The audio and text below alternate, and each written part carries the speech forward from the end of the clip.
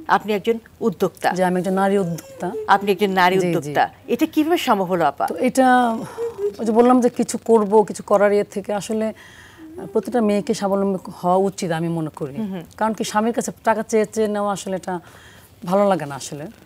মানে আমার প্রয়োজনটুকু সে দিবে, কিন্তু আমার যে তার বেশি লাগে সেটা তো আমি তার কাছ থেকে নিতে পারবো না। এটা একটা খুব ভালো লাগার বিষয় না। তো সেই দিক থেকে চিন্তা করেই আমি এই কিছু একটা করবো। তখন আমার হাজব্যান্ডই বললো যে তাহলে এটা করে যেটা ঘরে থেকে করা যাবে। তো সে থেকে আমার পথ চলা শুরু। এখন আমি অনলাইন প্ল্যাটফর্মে কাজ করছি। সেটা হচ্ছে আমার একটা ছোট একটা পেজ আছে, সেটা হচ্ছে আমার বুটিকের মানে মেয়েদের অ্যাকসেসরিজ, ড্রেস, হিজাব, এই আর কি, এগুলো নিয়ে আমি কাজ করছি। তো আলহামদুলিল্লাহ মোটামুটি সারা আমি শুরু থেকে পেয়েছি। আমার ফ্যামিলির অনেক সাপোর্ট। খুব ভালো লাগছে যে এত এত প্রতিকূলতা, এত এত প্রতিবন্ধকতা, এত এত চ্যালেঞ্জ নিজের জন্য সময় বের করেই যেখানে কঠিন, সেখানে আপা এত ব্যস্ততার মাঝেও সন্তানদেরকে সময় দিয়ে, পরিবারকে সময় দিয়ে নিজের মতো করে বাঁচার জন্য, নিজের একটা আলাদা পরিচয় তৈরি করার জন্য কাজ করছেন। উনি একজন নারী উদ্যোক্তা। তার এই পথ চলাকে স্যালুট জানাই। অনিন্দ বারবারই বলছে আন্টি শেষ, আন্টি শেষ। অনিন্দ আর একটু বাকি আছে, আর একটু সময় দাও আমাকে। তার আগে তোমাদের দুই ভাইকে অনেক ধন্যবাদ জানাচ্ছি যে তোমরা যে এতটা সময় আমাদেরকে দিয়েছো, আর টিভির বার্জার পেন্ট 7 বাড়িয়ে দিলামকে আজকে দিয়েছো, তোমাদের প্রতি ধন্যবাদ এবং কৃতজ্ঞতা প্রকাশ করছি।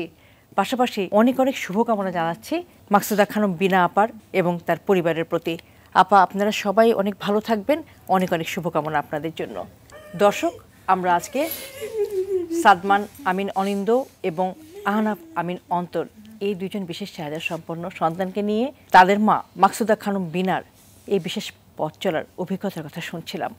এবং দর্শক, আপনারা বুঝতেই পারছেন যে এই মা কতটা সাহসী। যে সমস্যার কথাগুলো উনি বললেন, যে সমাজে যে চ্যালেঞ্জগুলো এখনও রয়েছে, তাদের ভবিষ্যৎ নিয়ে যেভাবে ওনারা ভাবছেন, এই বিষয়গুলোকে যদি নিশ্চিত করা যায় তাদের জন্য ভবিষ্যতে একটি নিরাপদ, নিশ্চিত, সম্মানজনক জীবন, তবে কিন্তু বিশেষ চাহিদা সম্পন্ন সন্তানদের মা বাবারা অনেকাংশেই চিন্তামুক্ত হন। এই পথ চলাটাও আরেকটু সহজ হয়। এই জীবন তো একদমই সহজ না, কঠিন একটা জীবন ওনারা যাপন করেন।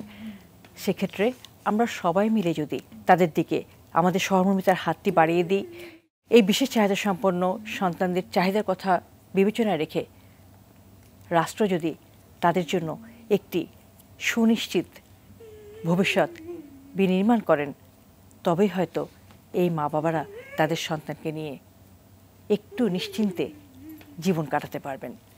আসুন আরেকটু সহমর্মী হই এবং সাদমান আমিন অনিন্দ, আহনাফ আমিন অন্তর এবং তাদের মতো যে বিশেষ চাহিদা সম্পন্ন মানুষগুলো আমাদের পরিবারে আছে, আমাদের সমাজে আছে, তাদেরকে বোঝার চেষ্টা করি, তাদের বন্ধু হিসাবে গ্রহণ করি, তাদের হাত ধরে সামনের দিকে এগিয়ে নিয়ে যাওয়ার চেষ্টা করি।